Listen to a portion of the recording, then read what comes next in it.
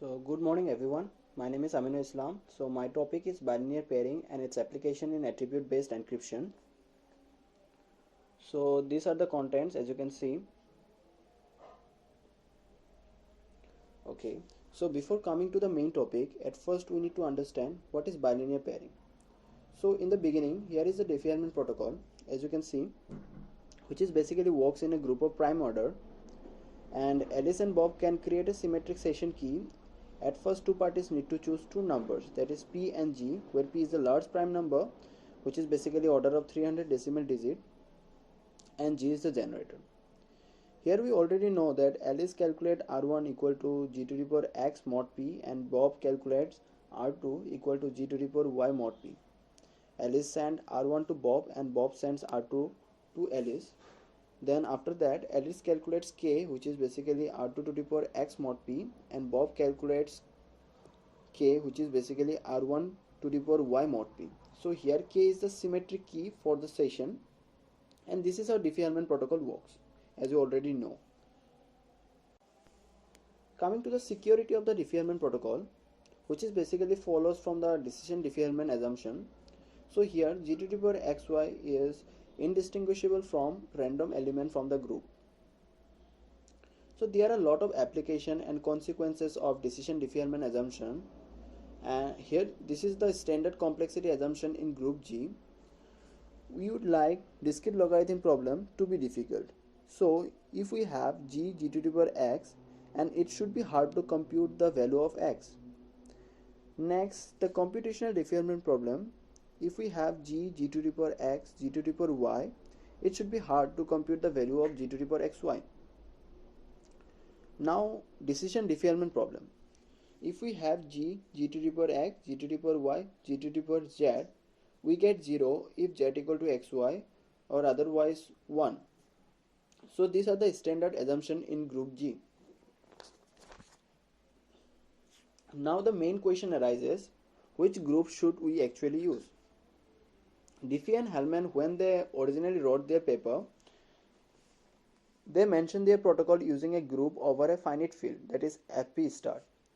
But main problem is that discrete logarithm problem in FP star is not very hard. As we know, the sub-exponential algorithm that actually breaks the discrete logarithm problem in FP star. So to overcome this problem, we have to use large prime number to get the better security, or we can say that to make the discrete logarithm problem hard, we have to use large prime number. So today people are using prime number that are on the order of 2000 bits. So we have to use large prime number. Okay. Yeah, we can use large prime number, but one problem is arises, that is because of large prime number, it causes protocol to be slow and somewhat inefficient. So thus FP star group that have been considered over the edges, and in 1985 Miller and Koblitz proposed a group which is basically better than FP star, which is called the group of elliptic curve, where the first of all the base known algorithm of our discrete logarithm takes exponential time its square root of the size of the prime. That means now we can use much smaller prime number and achieve the same level of security as working in FP star. So today we can use much smaller prime number because discrete logarithm problem is much harder in this group, and also it improves the efficiency as compared to the FP star. So as you can see, this is a simple example. If we want a comparable security of 128-bit symmetric key, if we are using FP star, we supposed to use the 3092-bit modulus. Or if we are using elliptic curve, then as you can see, we can use just 256-bit modulus. As a result, operation becomes faster. Many years researchers only looked at elliptic curve just for their efficiency and improvements, and found out that elliptic curves actually have an additional structure called base pairing. So we are talking about elliptic curves. So here is a quick review of elliptic curves. Here parameters a and b, which is basically belongs to the finite field, and this AB defines the equation y square equal to x cube plus x plus b, which is basically elliptic curve equation. and the group of these points is basically the set of solution to this equation. So here, as you can see, it is denoted by EFP, which is basically group of electric curve.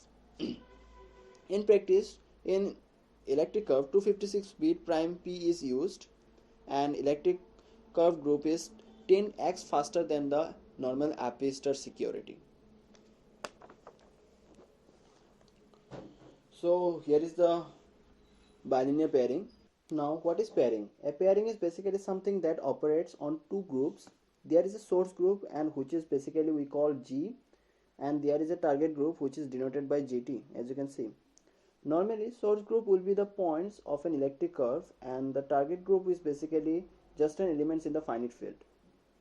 So pairing, basically it takes 2 points from the source group and maps them to the target group in such a way that the exponents multiply. The pairing is bilinear, and bilinear means here multiplication of exponent. So formally, pairing is a map which has a bilinear property because it allows us to multiply exponents in the exponents. But it moves us to a different group, that is why we can only do the pairing once and never again. And requirement is that it is polynomial time computable, and it is better not to degenerate, in the sense that it maps generators to generators, as you can see. So why pairing is useful in cryptography? Because of these two main reasons. If we look at this two pairing, as we can see, pairing of g to the power x and h to the power y gives pairing of g h to the power xy. This is basically bilinear property, and by using this property we can say that pairing of g to the power x and h to the power y is equal to the pairing of g to the power y and h to the power x. You can see xy comes out of the parenthesis, and then they can go back into the parenthesis in reverse order. So we can say that E pairing of g to the power x h to the power y is equal to the or same as the pairing of g to the power y or h to the power x. So this is we use all the time, and during encryption we use this pairing of g to the power x and h to the power y, and during decryption we use pairing of g to the power y and h to the power x. So that's the one reason why pairing are so useful in cryptography. Another reason is that it allows us to compute inner product on encrypted values. As you can see here, we have g to the power x and h to the power y. We can compute the inner product of them, that is xy, to compute the pairing of g to the power x and h to the power y. These are the two main property makes the use of bilinear pairing so useful in cryptography. So now, what are the consequences of pairing in cryptography? Firstly, it makes decision defilement problem is easier. So if we have g to the power x, g to the power y, and g to the power z, and we want to test whether z equal to xy, then by using this bilinear property, we can easily distinguish. That is, as you can see, pairing of g and g to the power z is equal to the pairing of g to the power x and g to the power y.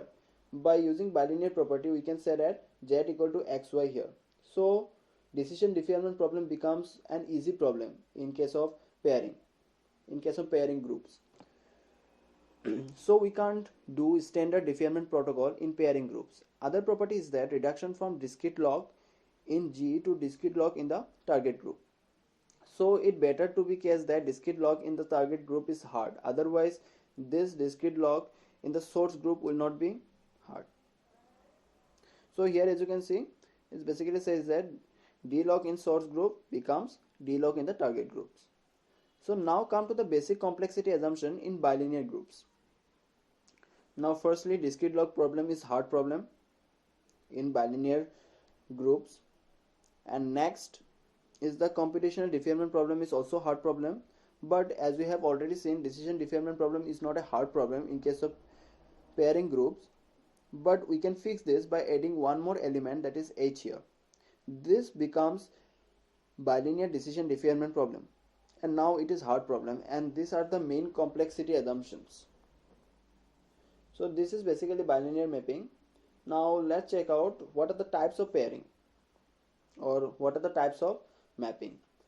There are two types, that is symmetric mapping and asymmetric mapping, or symmetric pairing or asymmetric pairing. In symmetric pairing, both groups are the same and mapping to the target group, as you can see. And in the other types of pairing, which is basically asymmetric pairing, which we actually have two different groups, that is G1 and G2, which is mapping to the target group GT. Okay, so now let's check out what are the application of bilinear mapping. In 1984, Shamir posted a challenge that create a cryptographic system that permits any two users to communicate securely and to verify each other's signatures without exchanging private or public keys, without keeping key directories, and without using the services of a third party. However, in 2001, Bonner and Franklin solved this challenge using cryptographic pairing, and they presented one new scheme which is basically called identity based encryption. Bilinear pairing allows new encryption schemes based on the efficiency, and those are basically, as I already said, that identity based encryption scheme. Next is the attribute based encryption scheme, and new signatures are also available. These are group signatures, ring signatures, and there are many more applications available. And another application is that in three-party key agreement protocol, without bilinear mapping, to share the same key, a number of interactions must be conducted by the three person. But if bilinear pairing is employed, this can be done in one round. So we can say that bilinear mapping improves the efficiency, and researchers are still developing new scheme based on bilinear mapping just for efficiency improvement. So the next portion, which is basically what is attribute based encryptions and types of attribute based encryptions, and which will be discussed by my friend Sudhanshu. Thank you. Before coming to the attribute-based encryption, let us recall the public key infrastructure and identity-based encryption. Now we will talk about the public key infrastructure. In public key infrastructure, if Bob wants to communicate to Alice, he requests to KDC to give Alice's public key. Then public key infrastructure signs the Alice's public key and return it to Bob. Bob encrypt the message by her public key and send the encrypted message to Alice. Alice use her private key to decrypt message encrypted by Bob. But the public key infrastructure has some disadvantages. Like if two users want to communicate each other, then the sender has to communicate KDC first for the public key. Then only he can start communication. Let us recall the identity-based encryption. The ID-based encryption was first proposed by Adi Samir and in 1984. In identity-based encryption, some known identity is used as a public key. For example, email address could be used as an identity, and the private key is generated by that known identity. In identity-based encryption, there are four algos: setup, key generation, encryption algo, and the decryption algo. Setup and key generation. Since Bob wants to communicate to Alice, so setup algo will generate a master key for Alice by private key generator. Now Alice proves her identity to PKG, for example her email ID. So key generation algo will generate the private key for Alice. Encryption and decryption algo. Since Bob will be knowing the Alice's ID, he will use it to encrypt the message and send it to the Alice. Now Alice can use her private key to decrypt the message. Advantages of the identity-based encryption. In public key infrastructure, Bob needs to contact to the KDC for Alice's public key. But in identity-based encryption, Bob need not to contact to KDC. Bob will be knowing the Alice's ID that will be used as a key to encrypt the message. Now moving to the attribute-based encryption. It was first proposed by Amit Sahi and Brent Waters in 2004. It allows users to send the message without obtaining the public key certificate. It is a type of public key encryption and it provides a flexible mechanism with fine-grained access control. In ABE, both ciphertext and key are associated with a set of attributes. A sender can specify the access control policy, like the user whose attributes satisfy the access control policy can only decrypt the ciphertext. Now, to understand the attribute-based encryption, let us take an example. Let us suppose a scenario where a bus fleet is having a set of attributes: head, accountant, engineer, driver, bus, and bus fleet. If the user A is a bus driver who has the attributes bus fleet and bus and driver, and if head encrypt the file with the attributes bus fleet and accountant or engineer, then the driver cannot access that file. If he encrypt with the attributes bus fleet and accountant or engineer or driver, then he can access the file. There are two types of attribute based encryption. The first one is key policy attribute based encryption and the second is ciphertext policy attribute based encryption. In key policy attribute based encryption, ciphertext are labeled by the sender with a set of descriptive attribute, while user's private key is issued by the trusted authority that specify which types of ciphertext the key can decrypt. So the KPAB schemes are suitable for structured organization with rules about who may read the particular document. And in ciphertext policy attribute based encryption, when a sender encrypts a message, they specify a specific access policy over attributes in the ciphertext, stating what kind of receiver will be able to decrypt the ciphertext. Let us talk about the terminologies that will be used later in an algo. Here G1 and G2 are the bilinear group of order P, that is the prime number, and G1 cross G2 is a bilinear mapping. Small g is the generator of the group and D is a threshold value. To consider, let us suppose the attribute of the encrypted data are bus fleet, head, driver, and D is given as a 2. Then to decrypt the data, a set of attribute of the user's private key must have at least 2 of the 3 data encryption. Let us see the algo for the key policy attribute based encryption. Here we will use 4 algos, that is setup algorithm, key generation algorithm, encryption algorithm, and decryption algorithm. Setup take lambda and u as an input, where lambda is a security parameter and u is a attribute universe, and it generates a public parameter with attributes G1, G2, P, E, G, where G1 and G2 are the bilinear group of order P and small g is the generator of that group. We need some authority which can hold the master key. That person is going to generate some public parameter and master key. We shall keep secret the public parameter can be public. Master authority has a policy associated with a set of Boolean rules, and here the policy is taken as an input to the key generation function, and a master key is also taken as an input. That key generation function will generate the user key for a given policy. Encrypt algorithm will encrypt that message, and it will take the public parameter and that message and the set of attributes to encrypt the message.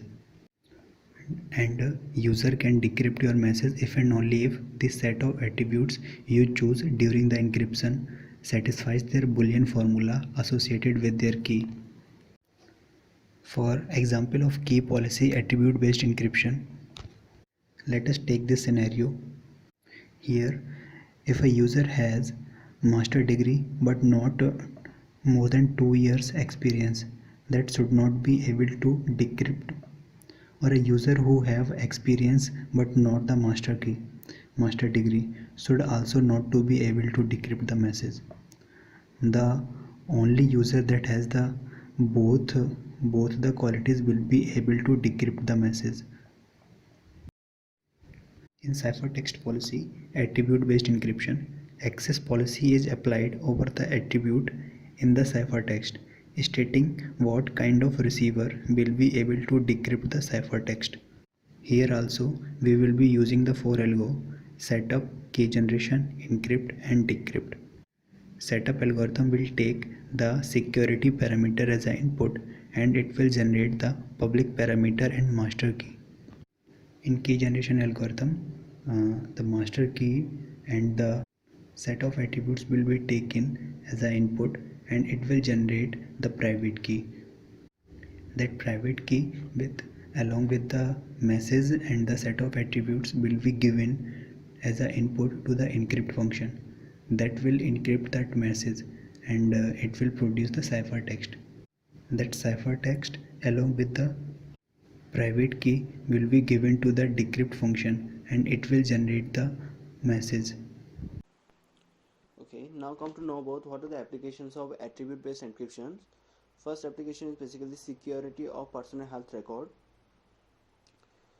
Nowadays, the patients are efficiently able to create or manage and share their personal health information through PHR. PHR is basically personal health record.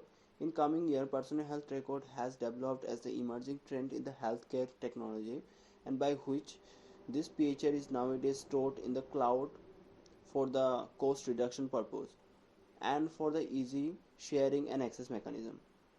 The main concern about this PHR is that whether the patient is able to control their data or not. But in this, the PHR system, the security and privacy and health, the confidentiality are making challenges to the users when the PHR is stored in the third-party storage area like cloud services.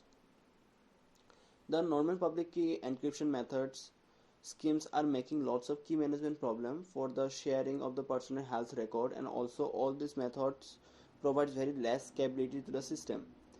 In recent days, the attribute-based encryption by using bilinear pairing and its different variations are chosen as the main encryption primitive for the personal health records, which make the storage, retrieval and sharing of the medical informations more secure and efficient.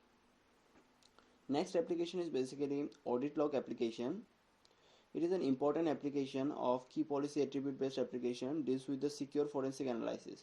One of the most important needs of electronic forensic analysis is an audit log containing a detailed account of all activity on the system or network to be protected.